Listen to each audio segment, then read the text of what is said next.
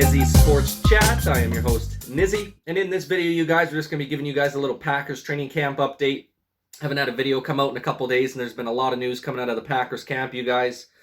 So before we go ahead and touch on all that stuff real quick, you guys, if you go ahead and like this video, if you like sporting content like this, go ahead and subscribe to the channel if you're looking for more sporting content like this in the near future. I've been getting a lot of sport on the channel lately, you guys, and it means a lot to me, man. I'm going to keep continuing to pump out as many videos as possible here and keep grinding along. But without further ado, you guys, let's get into the Packers training camp updates. I guess the first and foremost, the biggest news that we got coming out of Packers training camp today is that wide receiver Devin Funchess was placed on injured reserve with a hamstring injury, so he's going to be gone for the season. This is quite unfortunate news, especially with his solid performance in that very first game against the Houston Texans there. Caught a couple nice balls from Jordan Love as well as Bankert. Was our best wide receiver out on the field in that particular game for sure. So it sucks for him. Obviously, he opted out last year, had the collarbone injury the year before that when he wasn't with the Packers yet. And now he's gone for the season with a hamstring injury here. So very unfortunate events for that guy. Was really liking the promise and how he was looking in our offense there. I thought he could have been a nice contribution in that 5th or 6th slot. Maybe be able to work his way up the pecking order as he gets going in the regular season. But obviously that's all fallen at the wayside now with that injury. But on the plus side, I guess, you guys, we did have a bit of a backlog going on at wide receiver. So maybe instead of keeping 7 wideouts now, maybe they'll just cut it down to 6. Obviously, I think that if they do keep that 6th man, it's going to be Malik Taylor, in my opinion, you guys. He's been outstanding in the first 2 games. He's been our best wideout, other than Devin Funchess in the first game was a little bit better than him. But he's been, the most consistent wide receiver target that we've had in the first 2 games of the preseason. So I would definitely expect Malik Taylor probably to get that 6th slot in the wide receiver room. And then if they do decide to go 7 wideouts, you could see a guy like Juwann Winfree or EQ get in there. Depending on how they perform in preseason week 3 coming up this weekend. I don't know for sure if Juwann Winfree is going to be playing. I don't know if he's still dealing with an injury there, but I would expect EQ to be playing. So it's going to give those guys a couple of opportunities here to maybe lock in that 7th spot in the wide receiver room if we decide to keep 7. I got a strong feeling we're probably going to keep 6 now, just because Devin Funchess, I feel like they were going to extend an extra slot just to have him and Malik Taylor on the team. But now with him being injured, I could definitely see us just keeping Malik Taylor as that 6th guy, which is fine. I like our wide receiver room. I think we're pretty stacked up this year. I like the talent we got in that room. Another big news with the roster cut down to 80, you guys, is Kamal Martin going. Obviously, probably a lot of you guys heard about this as this happened. The news broke yesterday, not today. Just didn't have time to get the video out. But I was a little shocked, to be honest with you. I was a big fan of Kamal Martin, you guys. I'm sure a lot of us Packers fans were. Just like the mentality and the heart and soul effort that he brought to the field each and every day. He seemed like a good quality teammate, a good dude to be around, hard worker. And obviously only going into his 2nd season, was dealing with a little bit of injury at the start of last year, and then had another little bit of injury setbacks during training camp this season. So there's probably a multitude of things of the reason why the Packers decided to let him go.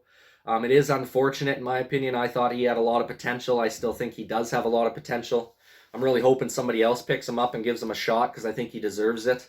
I think he can be a really good linebacker in this league for years to come if he gets that proper opportunity and can stay healthy. But nonetheless, the Packers are pretty stacked at the middle linebacker spot for the first time in a decent while, I would say. Devondre Campbell's looking like a real nice number 1 option for us. Obviously, Chris Barnes, that undrafted rookie we had last year, had a huge season for us, ended up being our starting Mike linebacker there for most of the season. I expect him to have take another step forward this year in his 2nd season in the league.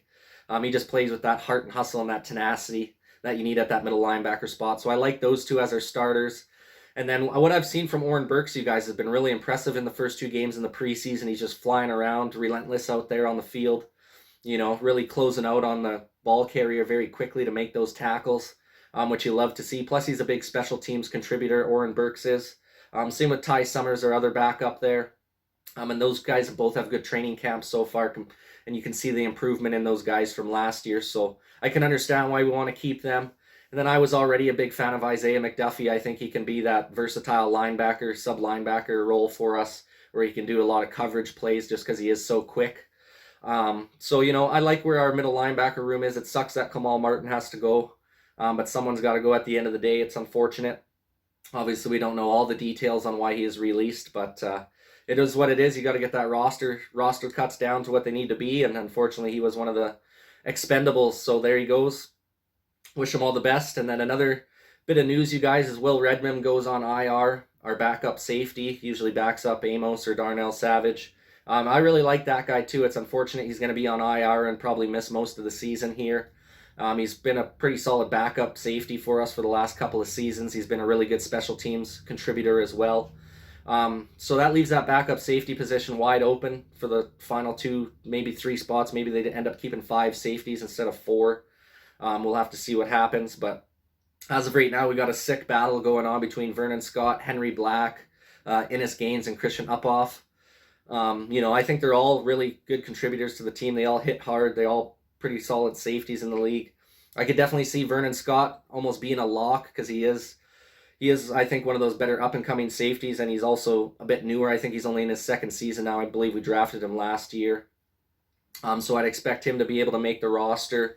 Really liked what I seen from Henry Black and the small little moments that he had last year. I remember that forced fumble that he caused at the end of the game there. I believe it was against Minnesota.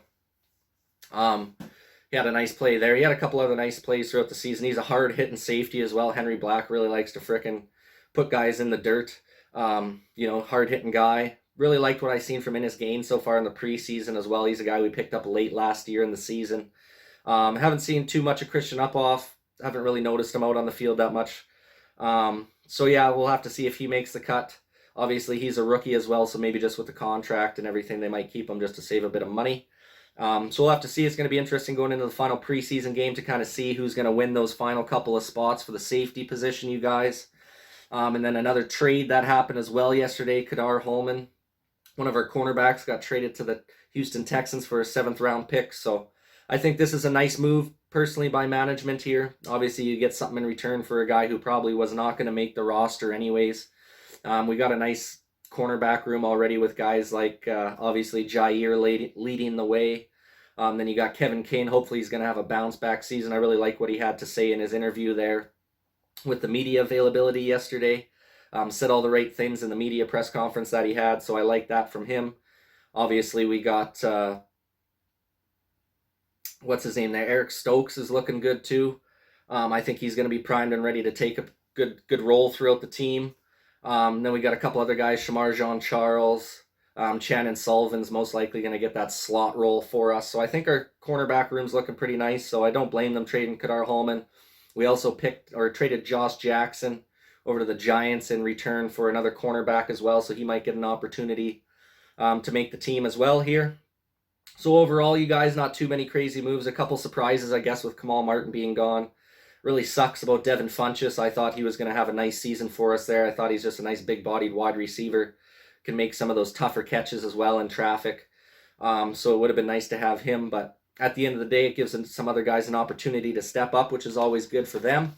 So we'll have to see what happens, you guys. It's exciting times here. We got one more week of preseason left. Got one game coming up this Saturday against the Buffalo Bills, and then got a week off before we fire up against the Saints on Sunday afternoon football. So can't wait for the season to start, you guys. Let me know what you guys think in the comments section down below of all the moves that have been made so far in the first cut down to 80 players. Obviously, we got to cut down to 53 coming up here. I believe is August 31st is the deadline. So yeah, you guys, love to get your opinions on the situation going on with the Packers right now in the comment section down below. Please go ahead and like this video if you like sporting content like this. Subscribe to the channel if you're looking for more sporting content like this in the future. Once again, you guys, always appreciate the support and you guys taking the time to watch this video and every video on my channel. And this is Nizzy with Nizzy Sports Chat.